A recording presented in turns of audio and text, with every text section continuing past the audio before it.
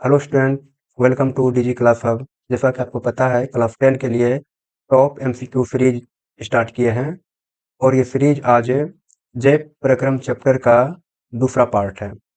अगर पहला पार्ट नहीं देखे हैं तो जाकर के देख लीजिए।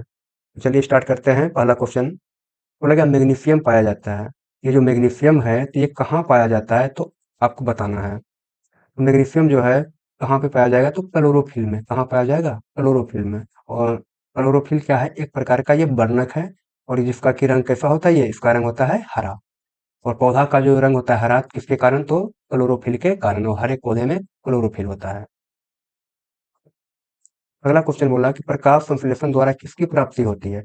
बताया कि प्रकाश संश्लेषण के द्वारा किसकी प्राप्ति होती है। तो सबसे पहली बात कि ये प्रकाश संश्लेषण होता क्या है, तो आपको पता है कि पौधा जो होता है, जो भी हरे पेड़ पौधे होते हैं, ये अपना भोजन खुद तैयार करते हैं। और ये पौधा होता क्या है? ये होता है स्वपोषी। पौधा क्या होता है? स्वपोषी, यानी कि वैसा जीव जो अपना भोजन खुद बनाए। तो पौधे के द्वारा जो अपना भोजन बनाया जाता है सूर्य के प्रकाश में, इस प्रक्रिया को ही बोलते हैं प्रकाश संश्लेषण।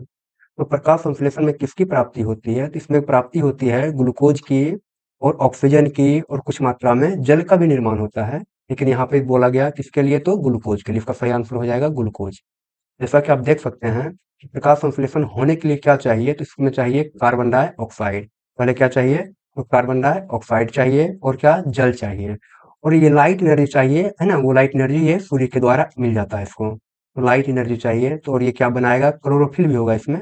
क्लोरोफिल की उपस्थिति में बनाएगा ये C6H12O6, जिसको बोला जाता है ग्लूकोज। आप लोग ये फॉर्मूला भी याद रखिएगा, एग्जाम में काफी बार आया है। C6H12O6 यानी कि ग्लूकोज। ग्लूकोज का निर्माण किया गया और ये ऑक्सीजन का निर्माण हुआ और कुछ मात्रा में वाटर का भी निर्माण हुआ। चलिए नेक्स्ट। और दही के जमने में निम्नलिखित में कौन सी क्रिया होती है? तो दही जो जमता है उसमें कौन सी क्रिया होगा दही के जमने में? तो उसको बोला जाता है किण्वन। कौन सी क्रिया होगी? तो किण्वन की क्रिया होती है। और ये किण्वन जो है ये होता क्या है? तो आपको पता है कि ये जो श्वसन का प्रकार होता है, तो वो दो प्रकार का होता है। एक होता है अवायवीय, एक होता है वायवीय। कहने का मतलब, एक होता है बिना ऑक्सीजन का जो भी क्रिया होगा श्वसन का, उसको बोलते हैं अवायवीय। तो किण्वन भी ये क्या होता है? किण्वन भी ये है अवायवीय। तो अवायवीय, इसमें अगर श्वसन की प्रक्रिया होगा, यानी कि श्वसन की प्रक्रिया किया जाएगा कहाँ पे? तो जहाँ पे वायु यानी कि ऑक्सीजन नहीं है। ऑक्सीजन नहीं है, इसको बोलेंगे किण्वन। तो दही के जमने में कौन सी क्रिया होती है? किण्वन की क्रिया होती है। अगला, जीवन की उपापचयी क्रियाओं के संचालन के लिए निम्नलिखित में कौन आवश्यक है? मतलब जीवन की उपापचयी क्रियाओं के बारे में, क्रियाओं के संचालन के लिए, यानी कि जीवन में जो भी क्रिया होती है, रहना, दौड़ना, चलना, प्रजनन करना, और भी जो भी कुछ होता है, उसको संचालन के लिए तो क्या चाहिए, क्या आवश्यक है? तो निरंतर ऊर्जा की आपूर्ति, यानी कि हमेशा शरीर को ऊर्जा चाहिए। अगर ऊर्जा नहीं रहेगा तो कुछ कर नहीं पाइएगा। उसके बाद क्या बोला गया? शरीर की वृद्धि भी, और जो टूटे-फूटे जो ऊतक होता है, कोशिका होता है, उसकी मरम्मत होना भी ज़रूरी है। यानी कि इनमें से हो जाएगा आंसर इसका डी नंबर, इनमें से सभी। नेक्स्ट, मतलब मानव में डायलिसिस थैली है। मानव जो है उसमें डायलिसिस थैली का मतलब हो गया वैसा चीज़ जो मानव के शरीर से अपशिष्ट पदार्थ है, यानी कि यानी कि जो भी जहरीला पदार्थ होता है, जहरीला या विषैला पदार्थ जो होता है, उसको शरीर में से छान करके बाहर निकाल दिया जाता है ना? वही हो गया डायलिसिस। तो ये मानव में डायलिसिस थैली किसको बोला जाता है? तो नेफ्रॉन का। किसको बोला जाएगा? नेफ्रॉन को बोला जाएगा। और ये नेफ्रॉन रहता कहाँ है? तो ये किडनी के अंदर होता है, वृक्क के अंदर होता है नेफ्रॉन। देखिए, आप देख सकते हैं, ये नेफ्रॉन का स्ट्रक्चर है। आप देखिए नेफ्रॉन का स्ट्रक्चर। उसके बाद इसमें देखिए बोला गया, ये जो आप देख रहे हैं कप की तरह ये जो बना हुआ है, ये कप लाइक स्ट्रक्चर जो है, इसको बोला जाता है वुमेन कैप्सूल या वुमेन संपुट, है ना? और वुमेन संपुट ही आगे बढ़ के ये देखिए एक नलिका के रूप में ऐसे करके आ रहा है यहाँ से। उसके बाद यहाँ से ये जो यहाँ से ये मुड़ा, इसको बोला जाता है loop of Henle. Loop of Henle. फिर बोला गया इधर से आया, फिर आया, आने के बाद ये क्या हुआ? अंत में जो आता है उसको बोला जाता है कलेक्टिंग डक्ट, यानी कि संग्राहक नलिका। एक न्यूरॉन का ये स्ट्रक्चर हो गया, यहाँ दूसरा का न्यूरॉन आके जुड़ेगा, यहाँ अलग न्यूरॉन आके जुड़ेगा। सब कहाँ पे जुड़ेगा? तो कलेक्टिंग डक्ट में जुड़ेगा। जो भी अपशिष्ट पदार्थ होगा उसको यूरिन के रास्ते, यानी कि यूरिन के द्वारा, है ना, इसको शरीर के बाहर निकाल दिया जाता है। और आप जो यहाँ पे देख रहे हैं इसमें क्या आया? कि इसमें आया धमनी, यानी कि जिसमें से ब्लड बहता है, धमनी आया। धमनी यहाँ पे कुछ जाल की तरह से करके बना हुआ होता है, जाल की तरह। इसी को बोला जाता है ग्लोमेरुलस। इसको क्या बोला जाएगा? ग्लोमेरुलस।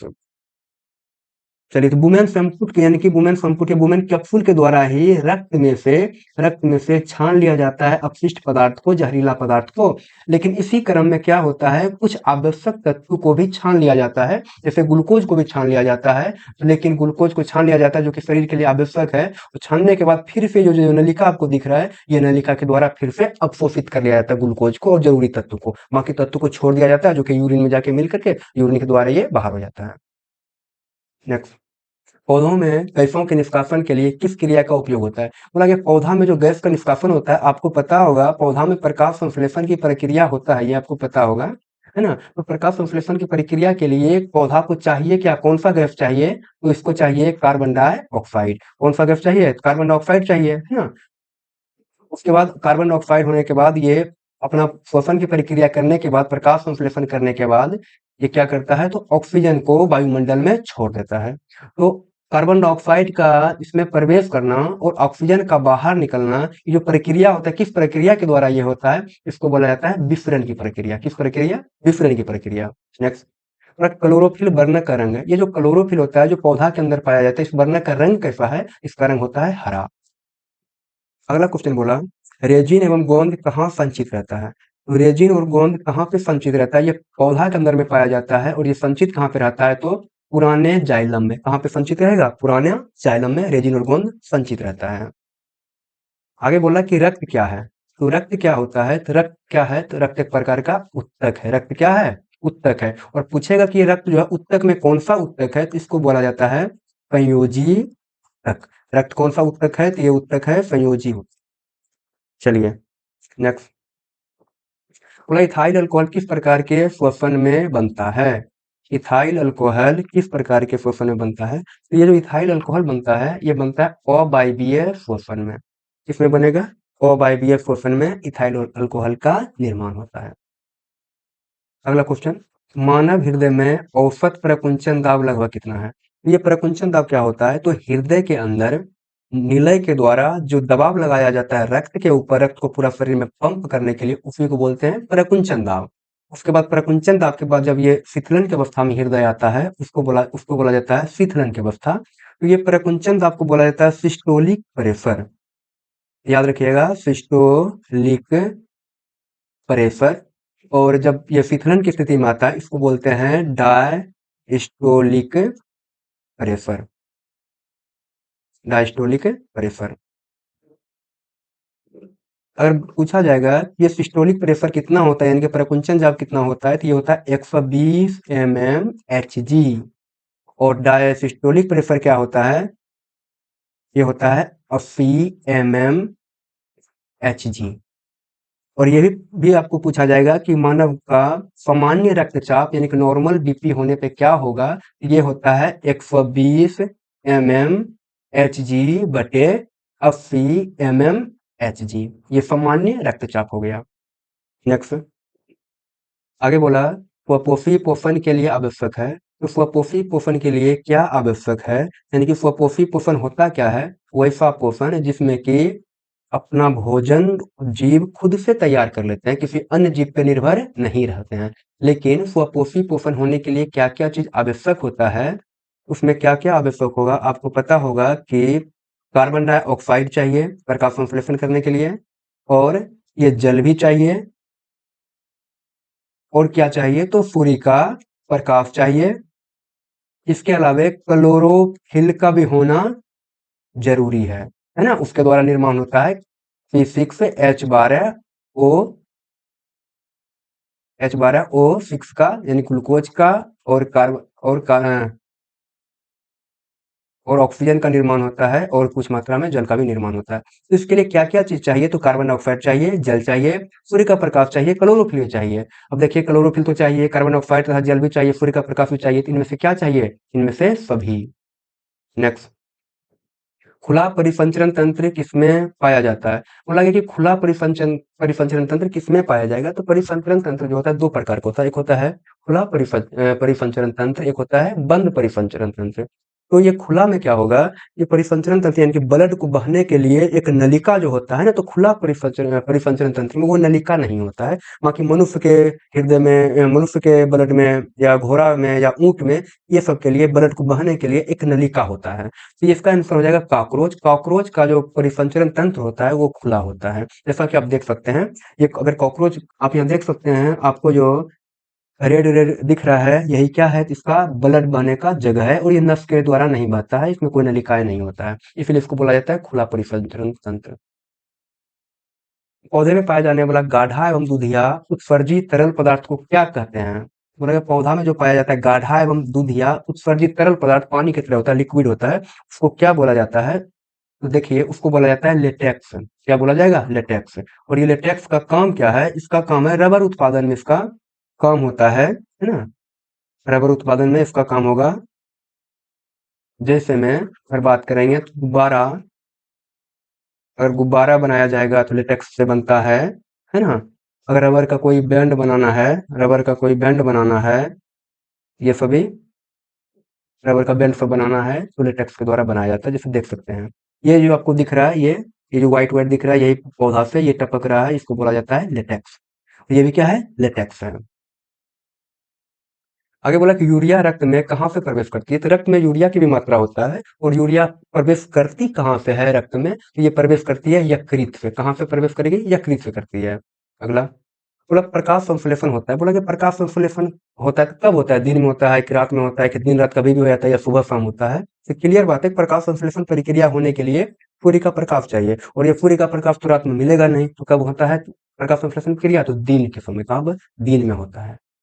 नेक्स्ट, प्रकाश संश्लेषण क्रिया में ऑक्सीजन बाहर निकलता है। बोला कि जो प्रकाश संश्लेषण की प्रक्रिया होता है तो उसमें ऑक्सीजन तो बाहर निकलता है, ये सबको पता है, लेकिन वो ऑक्सीजन आता कहाँ से है? तो आपको पता होगा प्रकाश संश्लेषण की प्रक्रिया में जल भी आवश्यक होता है ना? और यही जो जल है, जल किससे मिलकर बना हुआ? जल का फॉर्मूला H2O होता है। तो जल किससे मिलकर बना है? तो ये हाइड्रोजन से मिलकर बना है और ऑक्सीजन से मिलकर बना है। तो प्रकाश संश्लेषण क्रिया में जो ऑक्सीजन बाहर निकलता है, इसी जल से हाइड्रोजन ऑक्सीजन बाहर निकलता है। सही आंसर हो जाएगा जल। अगला, रक्त में हल्के पीले रंग के चिपचिपे द्रव को कहते हैं। रक्त में जो हल्का पीला रंग का चिपचिपा द्रव होता है उसको क्या कहते हैं? तो आइए थोड़ा देख लेते हैं कि ये जो रक्त है, रक्त को दो भाग में बांटते हैं। कितना भाग में? दो भाग में बांट करके पढ़ते हैं। एक को बोला जाएगा कि तरल भाग, तरल वाला पार्ट हो गया, जो कि लगभग होता है 55% तरल होता है, लिक्विड होता है। और ठोस भाग भी होता है जो कि 45% हो गया ठोस भाग। अब बात करेंगे तरल भाग में क्या होगा, तरल भाग को क्या कहते हैं? इसको बोला जाता है प्लाज्मा। तरल भाग को क्या बोला जाएगा? प्लाज्मा।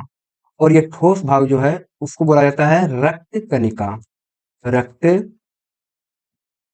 कनिकाएं, ये हो गया रक्त कनिकाएं। और ये जो प्लाज्मा होता है, प्लाज्मा का रंग होता है पीला।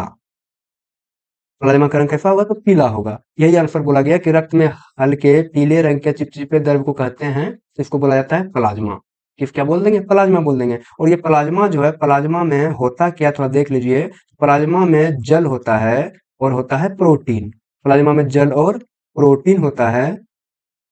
और जल होता है इसमें, प्लाज्मा में 90% जल होता है और ये 10% होता है प्रोटीन। किसमें? प्लाज्मा में। और ये रक्त कनिका में क्या क्या चीज आएगा? रक्त कनिका में आता है आरबीसी, डब्ल्यूबीसी, इसके अलावा आता है प्लेटलेट्स, यानी कि लाल रक्त कनिका, सफेद रक्त कनिका और प्लेटलेट्स आता है। चलिए सही आंसर प्लाज्मा। मतलब वृक्क के संरचनात्मक एवं क्रियात्मक इकाई को कहते हैं। अरे वृक्क के संरचनात्मक एवं क्रियात्मक इकाई को क्या बोलेंगे? जिसको बोलते हैं नेफ्रॉन। क्या बोला जाता है? नेफ्रॉन बोला जाता है। क्या कि वृक्क के अंदर मेन जो होता है, जो काम होता है, वो किसका काम होता है? तो नेफ्रॉन का होता है। और प्रत्येक वृक्क में नेफ्रॉन की काफी संख्या होती है।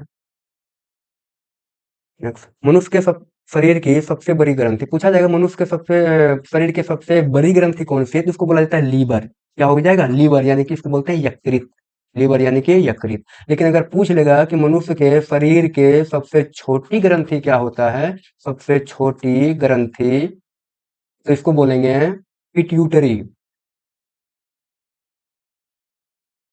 पिट्यूटरी ग्रंथि सबसे छोटी ग्रंथि। ये होता है अंतःस्रावी ग्रंथि। पिट्यूटरी ग्रंथि अंतःस्रावी ग्रंथि है। और ये अग्नाशय अग्नाशय से अग्नाशय रस निकलता है। चलिए, और ये अंडाशय जो है, अंडाशय ये मादा के बॉडी में पाया जाता है।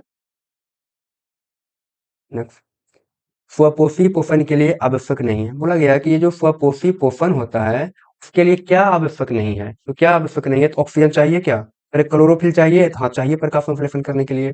सूर्य का प्रकाश भी चाहिए था, ये भी चाहिए, जल भी चाहिए, तो क्या नहीं चाहिए, तो ऑक्सीजन नहीं। यानी कि इसका सही आंसर क्या हो जाएगा, ऑक्सीजन। स्वपोषी पोषण के लिए आवश्यक नहीं है, तो ऑक्सीजन आवश्यक नहीं है। नेक्स्ट, रक्त का थक्का बनने में सहायक होता है। जो रक्त होता है, रक्त थोड़ा थक्का होता है ना, थक्का बनाने में सहायक होता है, और उसका नाम क्या है, कौन रक्त को थक्का बनाने में सहायक होता है, इसको बोला जाता है रक्त बिंबाणु। रक्त बिंबाणु। नेक्स्ट, पाचन क्रिया पूर्ण होती है। बोला गया कि पाचन की जो क्रिया होती है वो पूर्ण कहाँ पे होती है, तो पाचन की क्रिया पूर्ण होती है छोटी आंत में। कहाँ पे होगी, तो छोटी आंत में पाचन क्रिया पूर्ण होती है।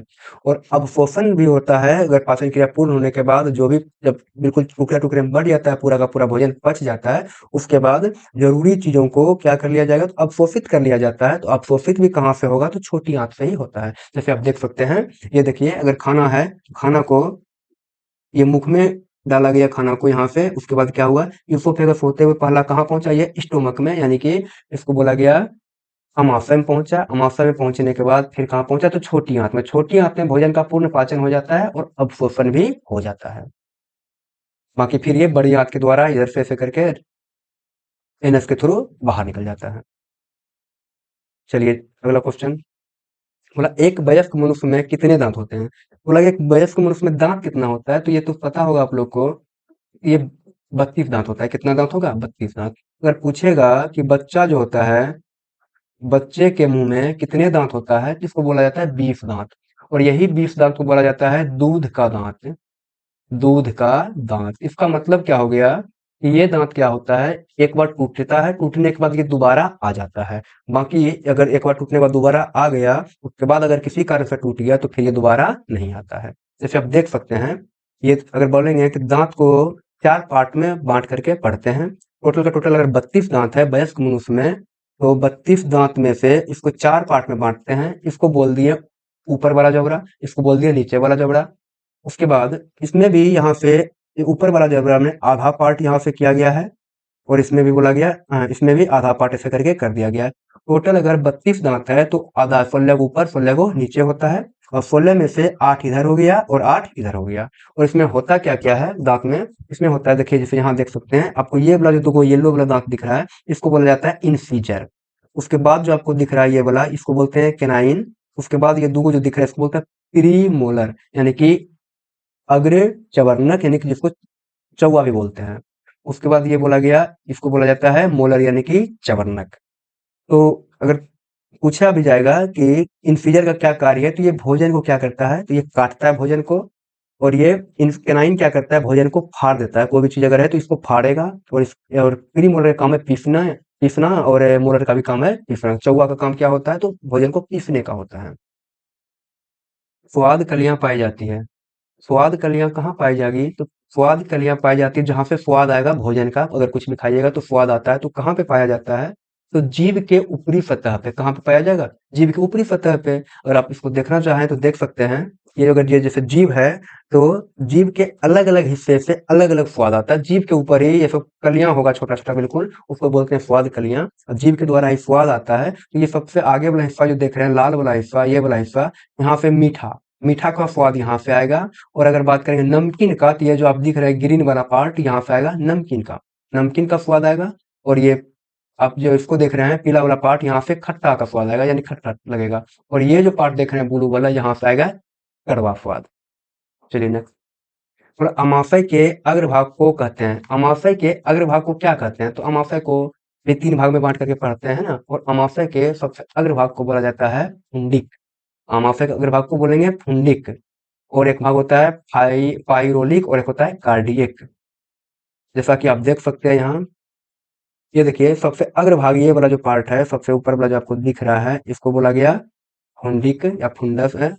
उसके बाद आपको यहाँ से लेके यहाँ तक को, जो यहाँ तक का जो पार्ट दिख रहा है, इसको बोला जाता है कार्डिएक, कार्डिएक है ना। उसके बाद यहाँ जो नीचे वाला दिखा है, इसको बोला गया पाइरोलिक। चलिए नेक्स्ट। मुख गुहा का पिछला भाग कहलाता है। जो मुख गुहा है उसका सबसे पिछला भाग जो होता है उसको क्या कहा जाता है? उसको कहा जाता है ग्रसनी। मुख गुहा का पिछला भाग कहलाता है ग्रसनी। नेक्स्ट, छोटी आंत एवं बड़ी आंत के जोड़ पर पाई जाने वाली एक छोटी नलीनुमा रचना को क्या कहा जाता है? तो छोटी आंत बड़ी आंत जहां पे आके ज्वाइंट होगा, जहां पे आके ज्वाइंट हो रहा है ना, उसी को बोला जाता है सीकम। छोटी आंत बड़ी आंत जहां पे आके जुड़ेगा उस जगह को बोला जाता है सीकम। बोला गया छोटी आंत में भोजन का पाचन में निम्नलिखित में किस रस की भूमिका होती है? बोला गया जब छोटी आंत में भोजन का पाचन होता है इतना तो समझ में आ गया, लेकिन भोजन के पाचन में कुछ कोई ना कोई रस की भी भूमिका होती है भोजन को पचाने में, है ना? तो ये जो रस है वो किस रस की भूमिका होती है? तो क्या चीज का होगा? इसमें भूमिका होती है पित्त रस। यानी कि जहां से ये पित्त रस कहाँ से निकलेगा? पित्ताशय से। यानी कि पित्ताशय से आएगा और ये बनता है कहाँ? यकृत में जमा होता है पित्ताशय में। तो पित्ताशय से निकल करके आता है पित्त रस, अग्नाशय से निकल करके आता है अग्नाशय रस, और ये छोटी आंत में भी निकलता है रस, तो इसको बोला जाता है आंत्र रस। ये तीनों इंपॉर्टेंट है, तीनों का भूमिका होता है भोजन को पचाने में, यानी कि इसका आंसर हो जाएगा इनमें से सभी। जैसे देख सकते हैं आप, ये छोटी आंत है, ये है छोटी आंत, और यहाँ से स्टार्ट हुआ है छोटी आंत, है ना? तो छोटी आंत में देखिएगा ये जो आपको दिख रहा है इसको बोला जाता है पित्ताशय। पित्ताशय से ही आएगा छोटी आंत में क्या? तो पित्त आएगा, और ये अग्नाशय रस आएगा कहाँ से? अग्नाशय से। आपको जो दिख रहा है पत्ता की तरह पीला पीला, ये है अग्नाशय। यहाँ अग्नाशय रस आया, मिल गया कहाँ? छोटी आंत में, और छोटी आंत के अंदर ही आंत्र रस का निर्माण होता है। तीनों की भूमिका होती है भोजन को पचाने में। बोला बोला अमाशय में अधपचे भोजन के लेई की तरह के स्वरूप को क्या कहते हैं? अरे अमाशय के अंदर जैसे भोजन पहुंचता है तो उस टाइम पे अधपचा होता है, लेई की तरह होता है, उस स्वरूप को क्या बोला जाता है? उस स्वरूप को बोला जाता है काइम। अमाशय में जो भोजन होगा अधपचा उसको बोला जाता है काइम। और अमाशय से जब भोजन चला जाता है कहाँ पे? छोटी आंत में। जब अमाशय से भोजन चला जाएगा छोटी आंत में और जो बिल्कुल भोजन बिल्कुल पतला हो जाता है और लगभग पच जाता है, अब इसको बोला जाता है पच, यानी इसको बोला जाएगा चाइल। याद रखिएगा भोजन जब पच जाता है तो इसको बोला जाता है चाइल। चलिए इसका सही आंसर हो जाएगा काइम। नेक्स्ट, निम्नलिखित में कौन अमीनो अम्ल के विखंडन से बना है? बोला गया अमीनो अम्ल के विखंडन से क्या चीज बना हुआ है? तो यहाँ पे इसका सही आंसर हो जाएगा अमोनिया। अमीनो अम्ल के विखंडन से अमोनिया का निर्माण होता है। नेक्स्ट, चाइल्ड का अवशोषण होता है। अभी बात किए थे कि छोटी आंत में जब भोजन पहुंचता है, जब भोजन पच जाता है, जो बचता है उसको बोला जाता है चाइल्ड, है ना? और चाइल्ड का फिर क्या होगा? अवशोषण होता है। और अवशोषण कहाँ से होता है चाइल्ड का? तो अवशोषण होता है छोटी आंत से। छोटी आंत से ही होता है चाइल्ड का अवशोषण, लेकिन छोटी आंत के किस भाग से होता है? तो ये होता है इलियम से। किस भाग से होगा? इलियम से। और छोटी आंत में तीन भाग होता है, एक को बोलते हैं डेडुनम, जेजुनम, इलियम, तीनों पार्ट होता है। जैसा कि आप यहाँ पे देख सकते हैं, आपको सबसे ऊपर वाला जो ये पार्ट जो आपको दिख रहा है ऊपर वाला, यहाँ पे इसको बोला जाता है ग्रहणी यानी कि डेडुनम। एक सेकेंड, ये जो आपको दिख रहा है ये वाला ऊपर वाला पार्ट इसको बोलते हैं क्या? ग्रहणी यानी कि डेडुनम। और आपको ये जो पार्ट दिख रहा है अगर इसको ऐसे बांट दें हम, ऊपर का जो ये जो हिस्सा दिख रहा है आपको, ये हिस्सा दिख रहा है, इसको बोला जाता है जेजुनम। जेजुनम। उसके बाद आपको ये वाला क्षेत्र दिख रहा है जेजुनम के नीचे वाला जो ये जो पूरा का पूरा पार्ट दिख रहा है, इसको बोला जाता है इलियम। इलियम। और याद रखिए गया कि चाइल्ड यानी कि भोजन का जो अपशोषण होता है कहाँ से होता है? तो छोटी आंत से होता है। और छोटी आंत में कहाँ से होगा? तो इलियम से होता है।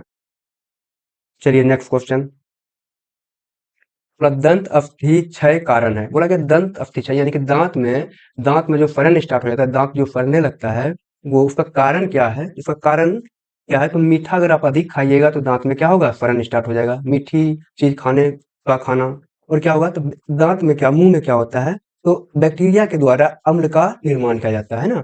तो बैक्टीरिया द्वारा अम्ल का जो निर्माण किया जाएगा मुख में, ये भी दंत अस्थि क्षय का कारण है। और अगर दांत की सफाई आप नहीं कीजिएगा, ये भी दंत अस्थि क्षय का कारण है। यानी कि इसका आंसर हो जाएगा इनमें से सभी। और एक चीज और याद रखिएगा कि दंत अस्थि क्षय जो होता है, ये मुंह का पीएच मान कितना होगा तो ये दंत अस्थि क्षय होना प्रारंभ हो जाएगा। तो मुंह का पीएच मान जब 5.5 आ जाता है ना, तब क्या होगा? दंत अस्थि क्षय स्टार्ट हो जाता है। नेक्स्ट, डेंटाइन के ऊपरी दांतों की सुरक्षा हेतु पाई जाने वाली कठोर परत को कहते हैं। यानी कि दांत में सबसे ऊपरी परत जो होता है दांत का, है ना, उसमें बोला गया कि उसके दांत की सुरक्षा के लिए सबसे ऊपरी परत परत जो है बिल्कुल ही कठोर होता है ना। उस कठोर को क्या उस कठोर परत को क्या कहते हैं? उसको बोला जाता है इनामेल। उस कठोर परत को क्या बोलेंगे? इनामेल बोलेंगे। और एक बात और याद रखिएगा, हमारा शरीर का सबसे कठोर पदार्थ अगर पूछ लेगा, हमारा शरीर का सबसे कठोर पदार्थ क्या है? ये भी इनामेल है। नेक्स्ट, बोला मनुष्य के मुख गुहा में कितने जोड़े लार ग्रंथि पाई जाती है? तो मनुष्य के मुख गुहा में लार ग्रंथि पाई जाती है, ये पता है आप लोग को। और ये कितना जोड़ा पाया जाएगा? तो ये पाई जाती है 3 जोड़ा। कितना जोड़ा? तो 3 जोड़ा। और ये इसका नाम क्या है? इसका नाम होता है पेरोटिड, पेरोटिड ग्रंथि, और है सब मैंडिबुलर लार ग्रंथि। एक और होता है, इसको बोला जाता है सब लिंगुअल लार ग्रंथि। तो याद रखिएगा कि लार ग्रंथि जो पाई जाती है तो कितना जोड़ा पाई जाती है? तो ये 3 जोड़ा पाई जाएगी। कितना जोड़ा? 3 जोड़ा पाई जाती है। और उस 3 जोड़ा में हर एक जोड़ा का नाम क्या है? एक को बोलते हैं पेरोटिड ग्रंथि, एक को सब मैंडिबुलर लार ग्रंथि, एक को बोला जाता है सब लिंगुअल लार ग्रंथि। नेक्स्ट, बोला अमीबा अपना भोजन, अमीबा का मुख्य भोजन है, यानी कि अमीबा जो है, अमीबा एक कोशिकीय जीव है, ये आपको पता होगा। अमीबा एक कोशिकीय जीव है। और इसका भोजन क्या है? तो इसका भोजन है शैवाल का टुकड़ा, शैवाल के टुकड़े, और डाइटम एवं एक कोशिकीय जीव भी, और बैक्टीरिया भी इसका भोजन है अमीबा का। यानी आंसर हो जाएगा इनमें से सभी। नेक्स्ट, बोला ग्रहणी भाग है। अभी बात किए थे ग्रहणी के बारे में। ये ग्रहणी किसका भाग होता है? यह होता है छोटी आंत का। और छोटी आंत में, छोटी आंत का ये भाग है। और छोटी आंत में 3 गो भाग होता है, जिसको बोला जाता है, सबसे पहला भाग को बोला जाता है ग्रहणी। सबसे पहला भाग को बोल दिया ग्रहणी। फिर बोला जाता है जेजुनम, बीच वाले को बोला गया जेजुनम। और सबसे अंतिम वाले पार्ट को बोला गया जहां से भोजन का अवशोषण होता है, इलियम बोला गया। तो बोला गया ग्रहणी किसका भाग है? तो ये ग्रहणी किसका भाग है? तो ये छोटी आंत का। नेक्स्ट, बोला वह विधि जिसमें जीव पोषक तत्वों को ग्रहण कर उनका उपयोग अपने वृद्धि एवं जनन के लिए करते हैं, उन्हें क्या कहते हैं? बोला गया कि वह विधि जिसमें जीव जो है पोषक तत्व को ग्रहण करता है ना, ग्रहण कर उनका उपयोग अपना वृद्धि करने में एवं जनन करने में जो करता है उपयोग पोषक तत्व को, उनको क्या कहा जाता है? उनको कहा जाता है पोषण। चलिए अब मिलते हैं नेक्स्ट क्लास में। और आपको अगर वीडियो अच्छा लगा हो तो आप चैनल को सब्सक्राइब करें, लाइक करें।